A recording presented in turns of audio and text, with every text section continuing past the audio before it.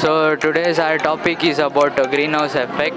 Greenhouse effect is a natural process where the Earth's atmosphere absorbs heat energy from the sun and makes the planet warm. So the sun sends the energy as sunlight. The Earth's atmosphere absorbs the sunlight, and rest sends back it into space. And the certain gases like greenhouse effect gases traps these heat energy and makes the planet warm. There are four main greenhouse effect gases: carbon dioxide, nitrous oxide, and methane, water vapor. If greenhouse effect does not occur in this atmosphere, the earth would become too cold so that no living organism can live or survive.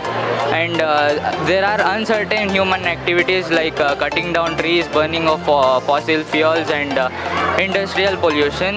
This causes melting of glaciers and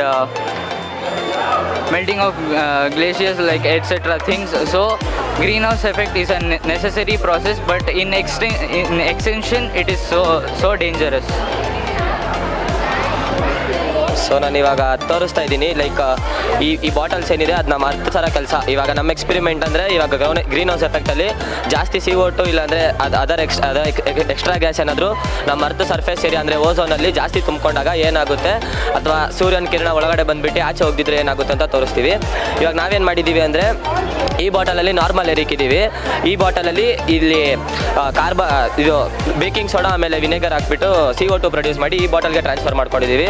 so ಅದರಿಂದ ಇಲ್ಲಿ air tight ಮಾಡಿದ್ದೀವಿ. So ಅದರಿಂದ ಏನಾಗ್ತಿದೆ ಅಂದರೆ ಬೇರೆ gas ಯಾವುದು ಆಚೆ ಬರ್ತಿಲ್ಲ, ಹೋಗ್ತಾ ಇಲ್ಲ.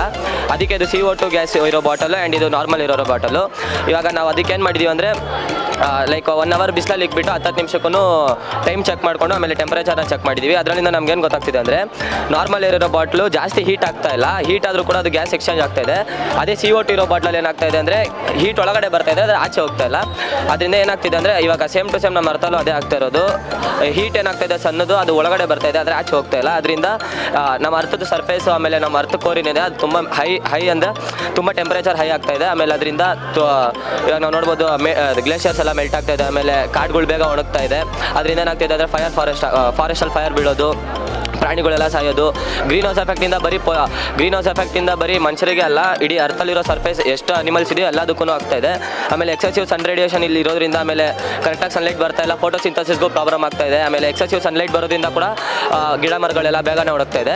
ಅದರಿಂದ ನಾವು ಆದಷ್ಟು ಇದು ಲೈಕ್ ಹಾರ್ಮ್ಫುಲ್ ಗ್ಯಾಸಸ್ನ ಕಮ್ಮಿ ಯೂಸ್ ಮಾಡಬೇಕು, ಪೊಲ್ಯೂಷನ್ನ ಕಮ್ಮಿ ಯೂಸ್ ಮಾಡಬೇಕಂತ ಹೇಳ್ತಿದ್ವಿ ಅಷ್ಟೇ.